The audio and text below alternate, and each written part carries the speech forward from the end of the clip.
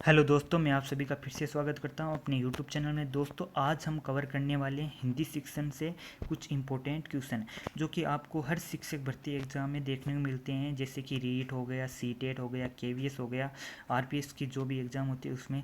तो चलो दोस्तों, हमारा पहला क्वेश्चन है भाषा है। मतलब कि आपको बताना है कि भाषा क्या होती है। तो इसका अभिव्यक्ति उपागम है, विचारों का उपागम है, सामाजिक उपागम है, उपयुक्त सभी। दोस्तों, एक बात आपको मैं और बता दूं कि आपको ये क्वेश्चन हल करना और आपके कितने नंबर आए हैं वो कमेंट बॉक्स में कमेंट करके ज़रूर बताना। तो चलो दोस्तों, इसका सही आंसर होगा उपयुक्त सभी। मतलब कि भाषा अभिव्यक्ति उपागम भी है, विचार उपागम भी है और सामाजिक उपागम भी होता है। तो हमारा नेक्स्ट क्वेश्चन है, भाषा उस ध्वन्यात्मक रूप को दिया जाने वाला नाम है जो कि इनमें से बताना है, जो कि क्या है। आत्मा की आवाज़ है, हृदय तंत्र की झनकार है, अभिव्यक्ति का व्यवहार है, उपयुक्त सभी। तो दोस्तों, इसका सही आंसर होगा ऑप्शन नंबर डी, उपयुक्त सभी। नेक्स्ट क्वेश्चन, भाषा सदैव होती है, जन्मजात होती है, अर्जित होती है, कभी कभी अर्जित, कभी कभी जन्मजात होती है, या ए व बी दोनों। दोस्तों, मैं आपको बता देता हूँ कि आप हिंदी शिक्षण वगैरह और पर्यावरण वो भी शिक्षण है तो, और मनोविज्ञान जैसे सब्जेक्ट के क्वेश्चन हल करने के लिए सबसे पहले आप ऑप्शन को गलत करना सीखिए। मतलब कि आपको इनमें से कौन सा ऑप्शन गलत लगता है वो पहले गलत करिए, जिससे कि आपके ऑप्शन बच जाए। उनमें से चुनाव कर सकते हैं, जैसे कि मुझे सी ऑप्शन गलत लग रहा है। मतलब कि कभी कभी अर्जित, कभी कभी जन्मजात, ये तो बिल्कुल भी गलत है। और जन्मजात जन्मजात भाषा कभी भी नहीं होती है, ये गलत है। तो डी भी गलत होगा। इसका सही आंसर होगा अर्जित। मतलब कि भाषा सदैव अर्जित होती है। नेक्स्ट क्वेश्चन, भाषा मनोविज्ञान के अनुसार एक बालक में भाषा का विकास किस महत्वपूर्ण कारक से होता है। जिज्ञासा से, अनुकरण से, अभ्यास से, उपयुक्त सभी से। मतलब कि बालक में भाषा का विकास पूछा है। भाषा का विकास आपको वैसे पता है अभ्यास से होता है। जितना ज़्यादा अभ्यास करेंगे भाषा का विकास होगा, और अन्य सब्जेक्ट में भी हम अभ्यास करते हैं तो उस सब्जेक्ट का विकास होता है। तो नेक्स्ट क्वेश्चन, बालक में भाषा का जन्म निम्न में से किस सोपान के द्वारा होता है। जिज्ञासा से, अनुकरण से, अभ्यास से, उपयुक्त सभी से। तो इसका सही आंसर होगा जिज्ञासा से।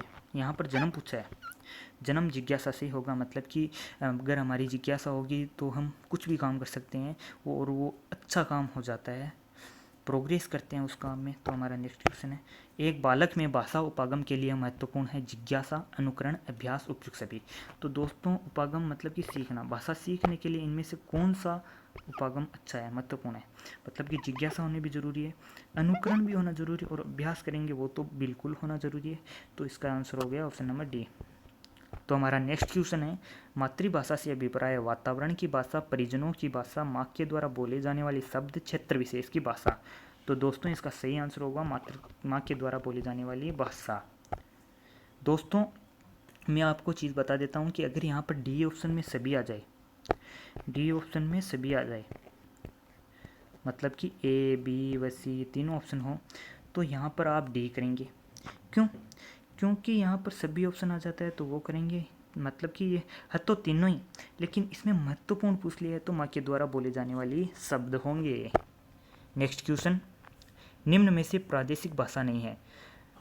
राजस्थानी, मलयालम, पंजाबी, गुजराती। आपको बता देता हूँ कि प्रादेशिक भाषा क्या होती है। प्रादेशिक भाषा, प्रादेशिक भाषा वह होती है जिसकी अपनी व्याकरण होती है, अपने शब्द होते हैं, अपने उपन्यास होती है, वह प्रादेशिक भाषा है। तो दोस्तों, बताओ इनमें से कौन सी भाषा है जिसकी व्याकरण नहीं होती है। तो इसका सही आंसर होगा राजस्थानी। सॉरी दोस्तों, इसका सही आंसर होगा राजस्थानी। मलयालम नहीं होगा। मलयालम तो होती है, पंजाबी भी होती है, गुजराती भी होती है। तो नेक्स्ट क्वेश्चन है, 14 सितंबर को प्रतिवर्ष हिंदी दिवस मनाया जाता है क्योंकि इसी तिथि को 1949 में हिंदी भारत की राजभाषा बनी, जिसका उद्देश्य है, उल्लेख है। तो इसका सही आंसर होगा दोस्तों अनुच्छेद 343। ये तो आपके कॉमन से क्वेश्चन जो आपको याद करने जरूरी है।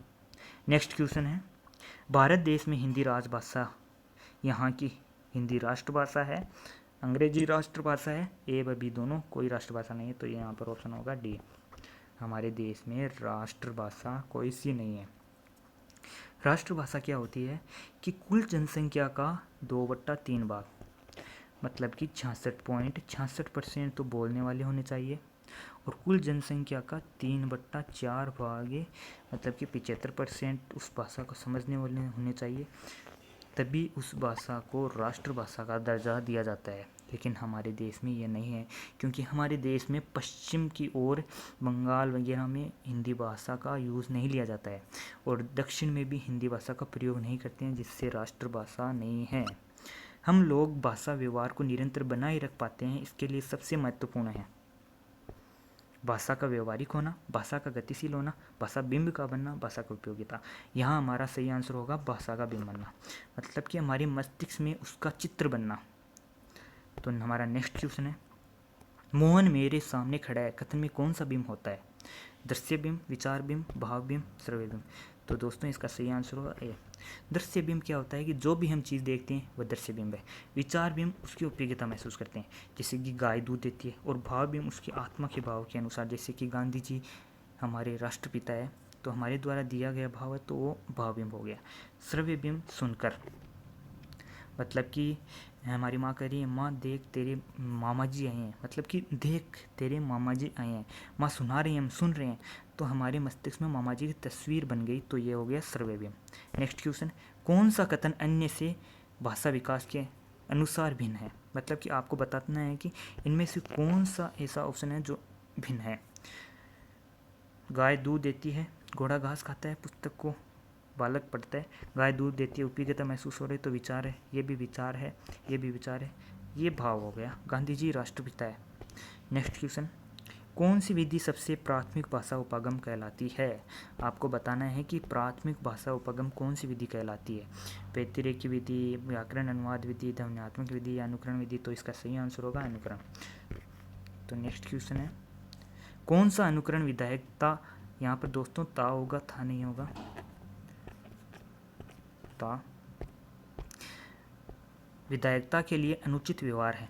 रूपरेखा अनुकरण, उच्चारण अनुकरण, लेखन अनुकरण, रचना अनुकरण। तो दोस्तों इसका सही आंसर होगा रचना अनुकरण। हमारा नेक्स्ट क्वेश्चन है, निम्न में से कौन सा भाषा शिक्षण के उपागम अन्य भाषा शिक्षण से तुलनात्मक अध्ययन पर बल देता है? अनुकरण, भाषा संसर्ग, व्यतिरेकी, व्याकरण अनुवाद। तो दोस्तों इसका सही आंसर होगा व्यतिरेकी। व्यतिरेकी विधि में क्या होता है कि एक भाषा दूसरी भाषा के तुलनात्मक अध्ययन करवाया जाता है, मतलब कि एक दूसरी भाषा सिखाई जाती है, जैसे कि हिंदी में हो गया संज्ञा, तो इंग्लिश में सर्वनाम, मतलब कि इंग्लिश सर्वनाम सॉरी नाउन वैसे सिखाया जाता है। तो दोस्तों हमारा नेक्स्ट क्वेश्चन है, किस विधि का उपयोग करते समय एक बालक को व्याकरण का ठीक प्रकार से ज्ञान नहीं हो पाता है? व्याकरण अनुवाद विधि, भाषा संसर्ग विधि, श्रुति लेखन विधि, अनुकरण विधि। तो दोस्तों देखिए व्याकरण अनुवाद विधि में तो ठीक प्रकार से ज्ञान ही होता है, साफ साफ नजर आ रहा है नाम से भी।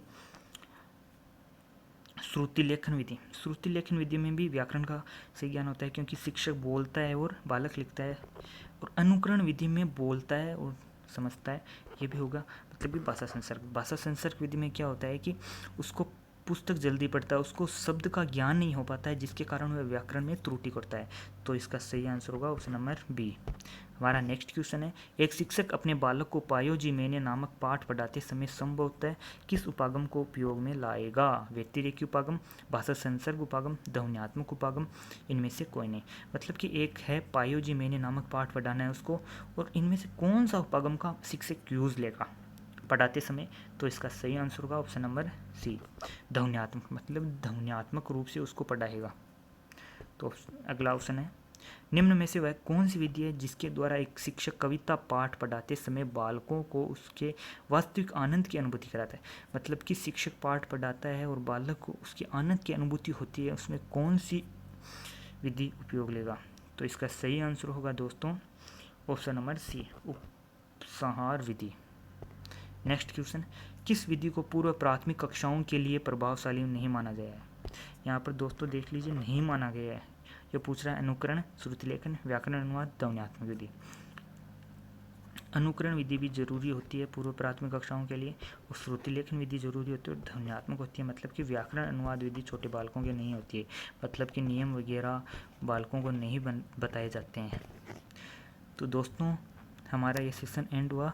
तो दोस्तों अगर आपको ये वीडियो अच्छा लगे तो कमेंट करना, शेयर करना और लाइक करना, और चैनल पर अभी नए हो तो चैनल को सब्सक्राइब करना, जिससे कि मैं आपको नए नए वीडियो दे सकूं, और नोटिफिकेशन बेल को ज़रूर दबा देना। तो चलो दोस्तों धन्यवाद।